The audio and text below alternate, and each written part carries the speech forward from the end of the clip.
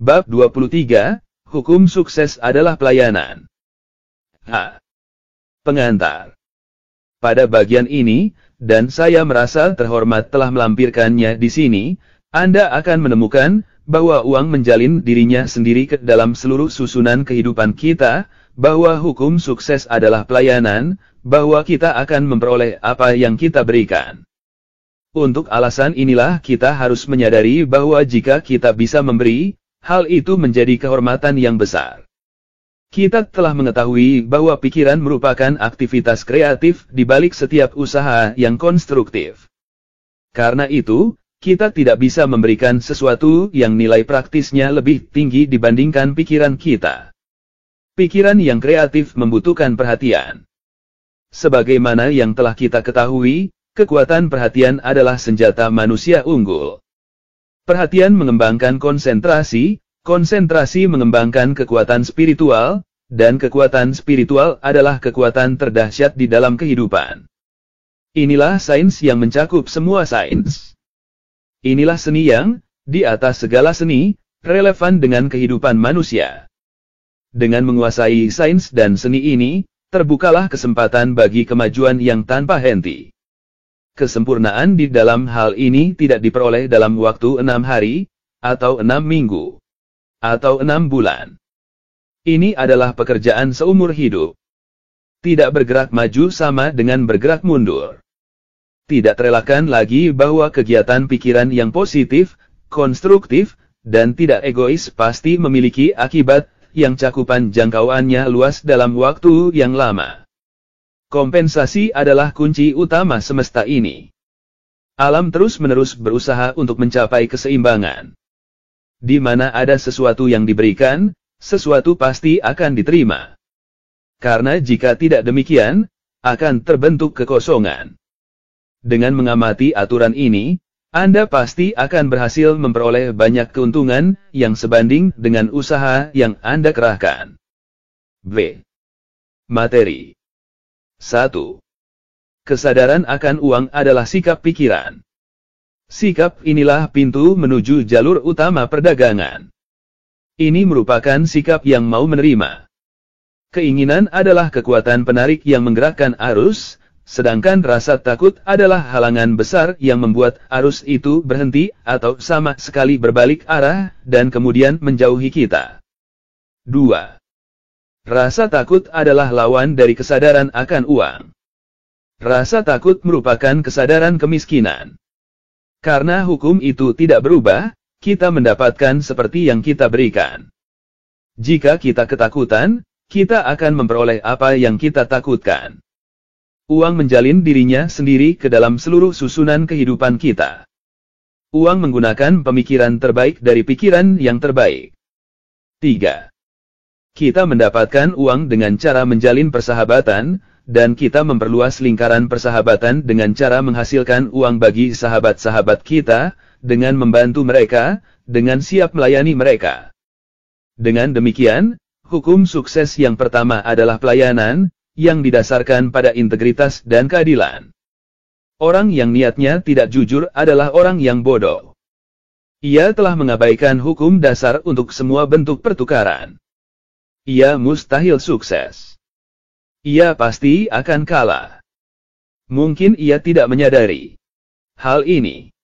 Mungkin ia merasa menang, tetapi sudah pasti ia akan menuai kekalahan. Ia tidak bisa menipu yang tak terhingga. Hukum kompensasi akan menuntut yang setimpal, mata ganti mata, gigi ganti gigi. 4. Kekuatan kehidupan mudah bergejolak. Kekuatan itu terbentuk dari pikiran dan tujuan kita. Lalu, semuanya dicetak menjadi bentuk.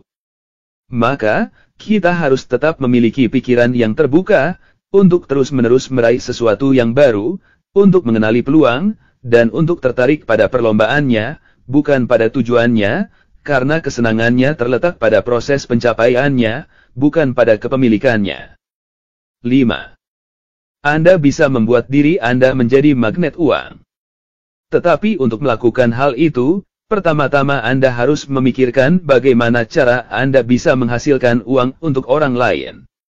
Jika Anda cukup bijaksana untuk melihat dan menggunakan peluang serta kondisi baik, jika Anda mengenali nilai-nilai, maka Anda bisa memposisikan diri untuk mengambil keuntungan dari semua itu. Tetapi, sukses terbesar akan datang bila Anda dimampukan untuk menolong orang lain. Apa yang menguntungkan bagi seseorang harus pula menguntungkan orang lain. 6. Pikiran yang dermawan berisi kekuatan dan tenaga. Pikiran yang egois berisi kuman-kuman pengurai, yang akan hancur dan menghilang. Para ahli keuangan seperti Morgan dan lainnya adalah saluran distribusi kekayaan. Sejumlah besar kekayaan datang dan pergi, tetapi menghentikan pengeluaran atau pemasukan akan sama bahayanya. Kedua ujung itu harus tetap terbuka. Maka, sukses besar kita akan datang bila kita menyadari bahwa memberi itu sama pentingnya dengan memperoleh. 7. Jika kita mengenali kekuatan yang maha kuasa itu menjadi sumber semua pasokan, kita akan menyesuaikan kesadaran kita dengan pasokan ini sedemikian rupa, sehingga kesadaran ini akan terus-menerus menarik apa yang dibutuhkannya. Dan kita akan menemukan bahwa semakin banyak kita memberi, semakin banyak pula kita memperoleh. Dalam hal ini, memberi mengacu pada pelayanan. Para banker memberikan uangnya, pedagang memberikan barang-barangnya, pengarang memberikan pemikirannya, pekerja memberikan keahliannya. Semua memiliki sesuatu untuk diberikan. Tetapi semakin banyak mereka bisa memberi, semakin banyak pula yang mereka peroleh. Dan semakin banyak yang mereka peroleh, mereka akan lebih dimampukan untuk memberi. 8. Ahli keuangan memperoleh banyak karena ia memberi dalam jumlah besar. Ia adalah orang yang berpikir. Ia bukan orang yang membiarkan orang lain berpikir untuknya. Ia ingin tahu cara mendapatkan hasilnya. Anda harus menunjukkan caranya pada orang ini. Bila Anda bisa melakukan hal ini, ia akan menyediakan sarana, sehingga ratusan atau ribuan orang bisa mendapatkan manfaat. Dan sebanding dengan sukses mereka, demikian pula lah sukses orang ini. Morgan, Rockefeller, Carnegie, dan lainnya tidak menjadi kaya karena mereka merugi untuk banyak orang. Justru sebaliknya, karena mereka menghasilkan banyak uang untuk orang lain maka mereka menjadi orang terkaya di negara terkaya di dunia. 9. Rata-rata orang sama sekali tidak memiliki pemikiran yang dalam. Ia menerima gagasan orang lain dan mengulanginya dengan cara yang sama seperti burung kakatua. Hal ini jelas terlihat jika kita memahami metode yang digunakan untuk membentuk opini publik. Sikap patuh ini dimiliki oleh mayoritas, yang tampaknya rela membiarkan beberapa orang berpikir untuk mereka. Inilah yang membuat segelintir orang di negara-negara besar menguasai semua jalur kekuasaan dan mengendalikan jutaan orang. Berpikir kreatif membutuhkan perhatian. 10. Kekuatan perhatian disebut konsentrasi. Kekuatan ini diarahkan oleh kemauan. Karena itulah, kita harus menolak berkonsentrasi atau berpikir tentang hal-hal yang tidak kita inginkan. Banyak orang selalu berkonsentrasi pada kesedihan, kehilangan, dan ketidakselarasan. Karena pikiran bersifat kreatif, maka bisa dipastikan bahwa konsentrasi ini akan mendatangkan lebih banyak kesedihan dan ketidakselarasan. Sebaliknya, bila kita mengalami sukses, keuntungan, atau kondisi lain yang menyenangkan, secara alami kita akan berkonsentrasi pada akibat dari hal-hal ini. Dengan cara demikian, kita menciptakan lebih banyak lagi kondisi menyenangkan, dan nantinya akan mendatangkan lebih banyak lagi kondisi yang serupa. 11. Penjelasan tentang bagaimana pemahaman tentang prinsip ini bisa diterapkan di dunia bisnis disampaikan dengan baik oleh Mr. Atkinson dalam Advanced Talk. Ia menulis. 12. Spirit, apapun kata orang, harus dianggap sebagai esensi kesadaran, substansi pikiran, realitas yang mendasari pemikiran. Dan karena semua kondisi ideal adalah fase kegiatan kesadaran, pikiran atau pemikiran, berarti di dalam spirit dan hanya di dalam spirit sajalah bisa ditemukan fakta tertinggi, hal real, atau ide. 13. Jika hal ini diterima, tidaklah logis bila kita yakin bahwa pemahaman yang hakiki tentang spirit dan hukum manifestasinya adalah hal paling praktis yang akan ditemukan oleh orang yang praktis. Tidakkah pasti bahwa jika orang-orang yang praktis di dunia ini bisa menyadari fakta ini, mereka mau rela menempatkan diri di mana mereka akan memperoleh pengetahuan tentang hal-hal dan hukum yang bersifat spiritual. Orang ini tidak bodoh.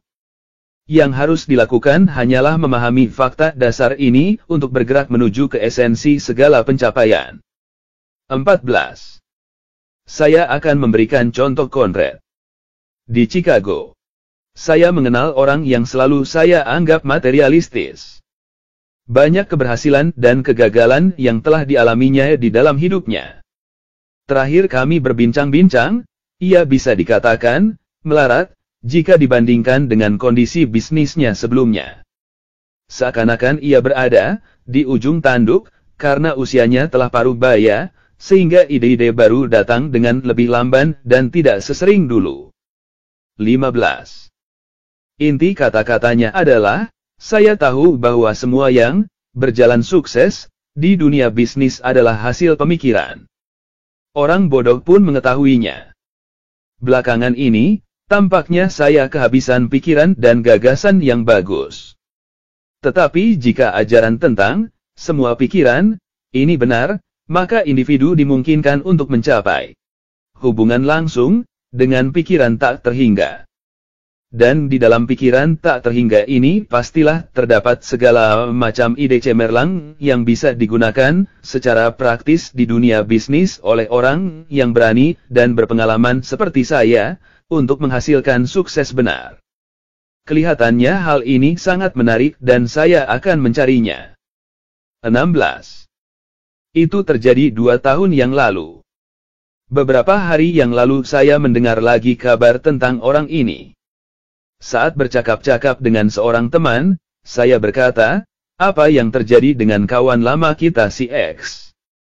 Apakah dia sudah bangkit lagi? Teman saya memandang saya dengan heran. Loh, katanya, kamu tidak tahu si X. Sukses besar. Dia sekarang big boss di perusahaan.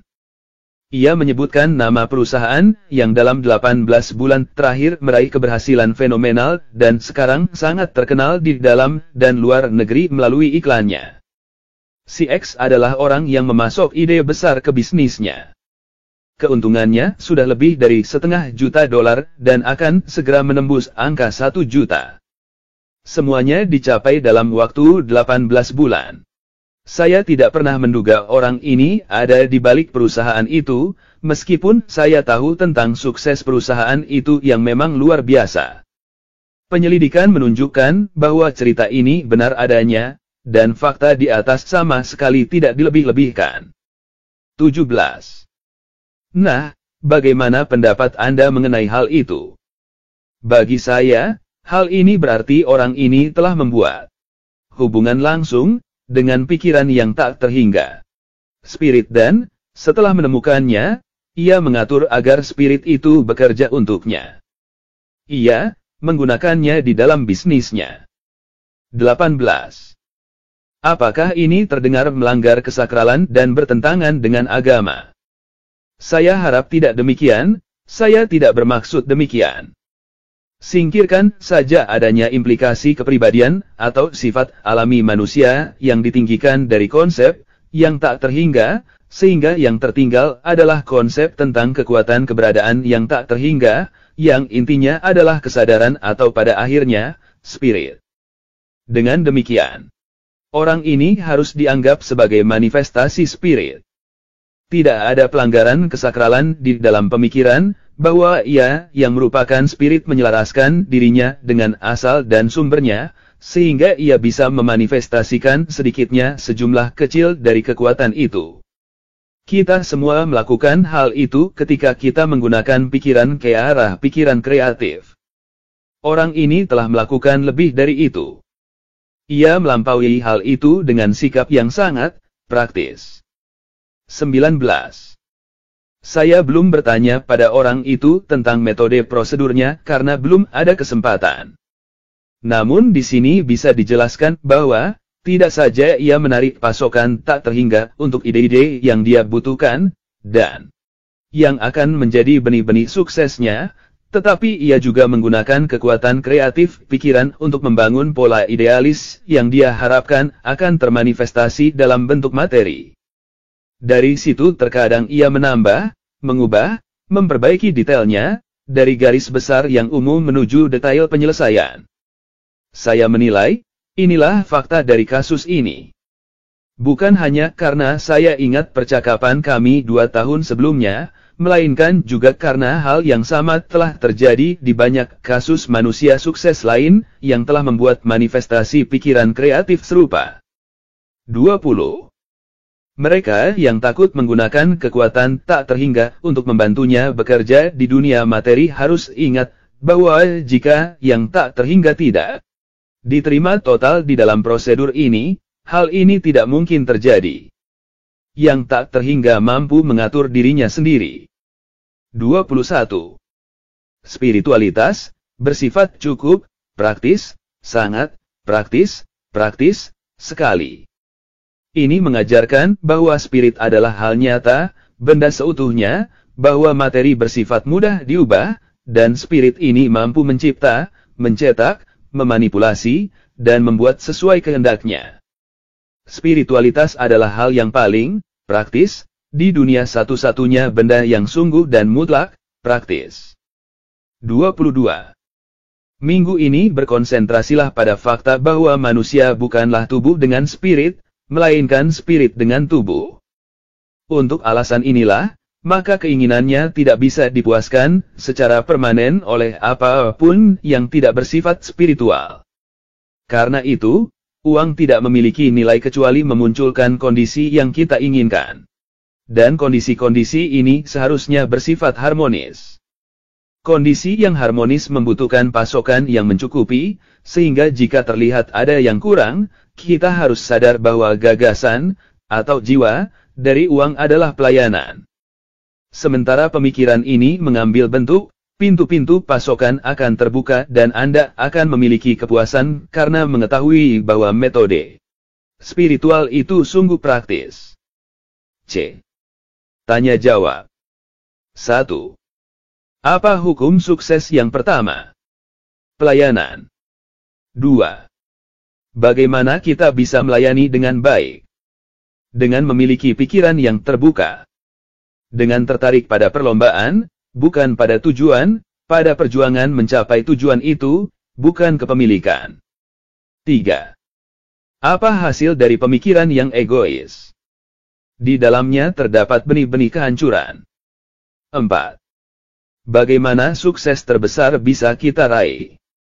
Dengan mengenali fakta bahwa memberi itu sama pentingnya dengan menerima.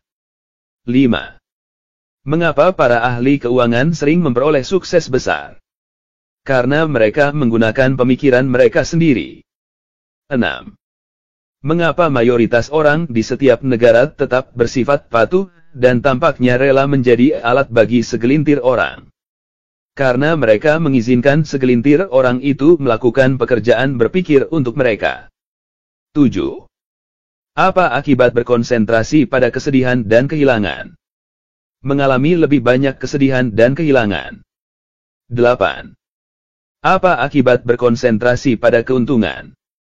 Mendapat lebih banyak keuntungan. 9.